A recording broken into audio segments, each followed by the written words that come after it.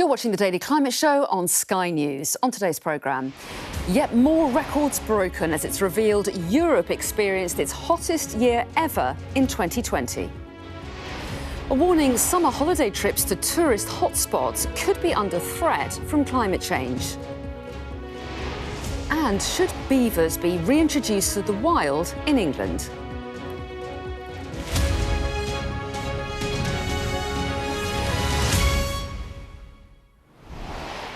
Hello and welcome to the UK's only daily climate news show. Now, last year was the hottest year on record in Europe, with the average temperature across the continent reaching nearly 2 degrees more than the long-term average. That's from the latest in an annual series of global climate reports. It shows how temperatures in Europe have been increasing in recent years, reaching a record level in 2020. Now, all 5 of the warmest years for annual average temperatures have occurred since 2014. Now, when we look at what that meant for individual countries, many places, especially in Eastern Europe, reported their highest ever yearly average temperatures in 2020. Now, Russia was nearly 3 degrees above the average from 1981 to 2010, while Estonia, Finland and Ukraine were all above 2 degrees warmer. Now, although parts of Western Europe were relatively cooler, countries still recorded temperatures up to 2 degrees above the average for the long-term period. And the UK had its 3rd warmest year since national records began, at an average of 0.8 degrees warmer than normal. And the report also found that globally, atmospheric concentrations of the 3 main greenhouse gases, carbon dioxide, methane and nitrous oxide, reached record values in 2020, despite lockdowns because of the COVID-19 pandemic. Well, joining me now is Dr. Robert Dunn, Senior Climate Scientist at the Met Office, who was the lead editor for the Global Climate chapter of that report. Welcome to you. First of all, how sure can we be that human-induced climate change is responsible for this record average temperature rise in Europe? What we can say is, from the recent IPCC, that on a global level, warming climate and extreme warmer temperatures is unequivocally due to human actions. And what we see in Europe in 2020, this 1.9 degrees above the baseline average, is part of that picture, but is not the only thing that's going on. And what are the effects of the increasing temperatures around the world? What impact do they have? So during 2020, we saw the warmest temperature recorded since 1931 anywhere in the globe at 54.4 degrees in Death Valley. That was actually then equalled again, likely this year. Globally, we see that 2020 was one of the top 3 warmest years on record. That's the same as for the UK, as you just said. But we see increased temperatures elsewhere as well. So we had a record temperature of 18.3 degrees on the continent of Antarctica. And actually in the Arctic Circle, we saw a record temperature of 38 degrees. So we're seeing high temperatures across the world, but we're also seeing the response of the climate to that. So mountain glaciers are still losing mass and their ice is melting. We're seeing permafrost temperatures reaching record values. Northern Hemisphere lakes are covered with ice for less time, 8.5 days fewer last year, but also our biosphere is responding. So colleagues here at the UK Met Office are studying how oak trees are responding to the warming temperatures, and their leaves are coming out earlier, and they came into earth earliest in any time in the last 20 years in 2020. And what about concentrations of greenhouse gases? Were you surprised, for example, that they didn't drop during the lockdown months, given the COVID pandemic?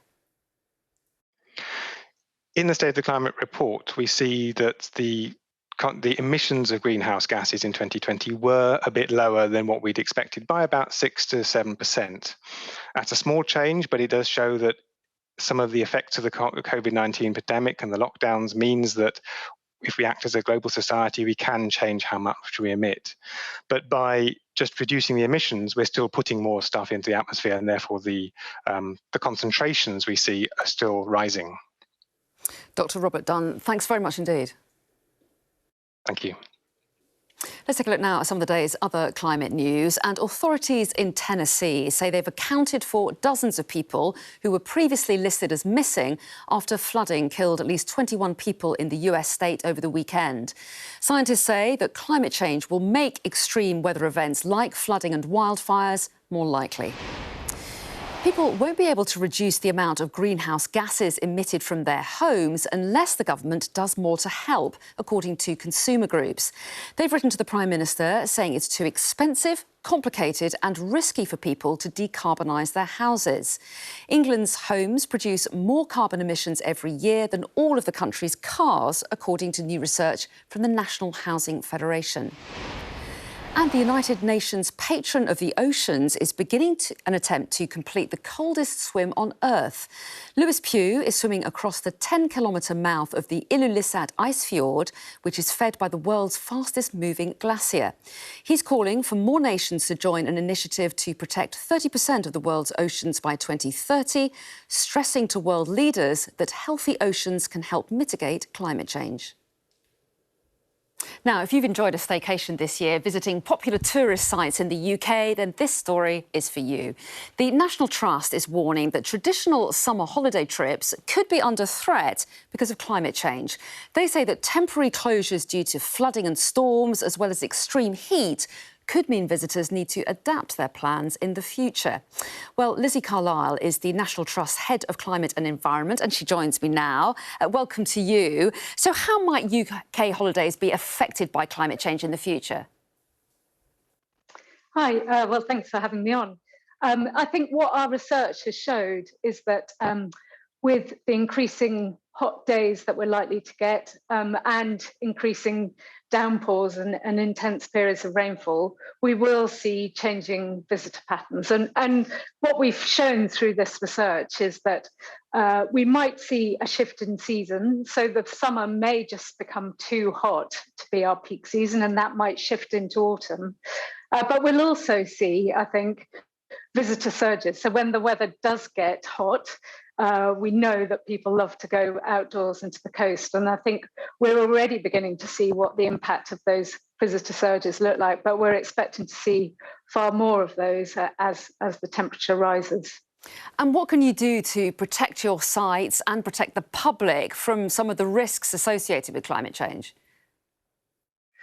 Well, I think the first thing to say is that we haven't got all the answers, and this research is really trying to kick off where we should look.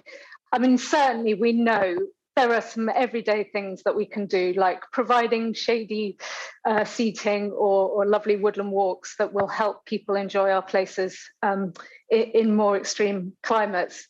I think we're also thinking about how we hold water back in the catchment away from our places to avoid flooding, for example. And finally, just engaging with our visitors and helping them understand how to enjoy our places without damaging them, so not littering, for example. And siestas for your workers in the summer?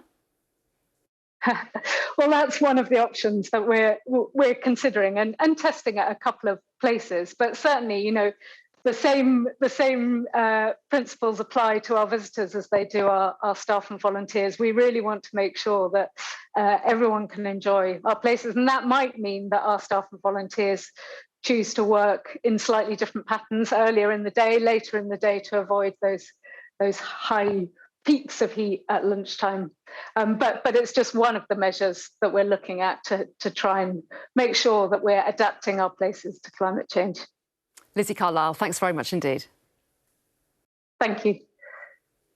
They're known as eco-engineers, and for many, the work beavers do, creating natural wetlands and diverse habitats, is crucial to restoring nature. But the semi-aquatic creatures can cause significant damage to farmland through flood damage. Now, a government consultation will establish whether beavers should be officially reintroduced to the wild in England for the first time in 400 years, as Fraser Maud reports. Here in Devon, for the past few years, a community of hard-working environmentalists has been steadily growing under the watchful eye of local wildlife groups and the government. No one knows quite how Eurasian beavers were originally released into the River Otter, But now DEFRA are starting a consultation to see if more of these construction-loving rodents can be reintroduced elsewhere. One of the effects of climate change will be more extreme weather, seen, for example, in the form of more intense rainfall episodes, which can cause flooding, and also more droughts. And beavers, at both ends of that spectrum of dry and wet, can help us cope by reducing the flood peaks that go down rivers after heavy rain, and also holding back water like this wonderful sponge we're standing in today. If it didn't rain for a long time, the river would still flow because of the work that the beavers are doing here. The dams which beavers build can raise water levels and form wetlands.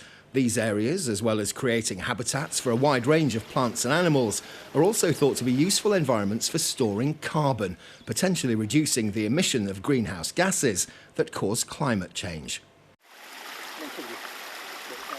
Some landowners and anglers have concerns about the impact the beavers may have, hence the government's 12-week consultation. Beavers in the right place can do amazing things. Beavers in the wrong place can cause damage, flooding farms, flooding property, taking out trees, flooding roads, and we've seen all that in this trial. So we've learnt a lot about beavers and the good they can do, but also the need for management so that the damage and risks they cause to property can be mitigated. Others see them as natural and effective ecosystem engineers. Most of our rivers and watercourses in this country are very straight and very canalised. What beavers do is they bring that natural dynamism back. So they create dams and ponds and riffles, and all these are important habitats for other species. So in the work we've done here on this trail, we've seen insects increase, we've seen birds increase, we've seen the diversity of plants increase. Those who support the reintroduction of a species made extinct in the UK back in the 16th century hope that it'll provide damning evidence that their return will have a positive environmental impact. Fraser Maud, Sky News. Well, that's everything from us for today. Next time, lessons with a difference, how teaching landowners about rewilding could help boost biodiversity. You can see that here on the Daily Climate Show tomorrow on Sky News. See you then.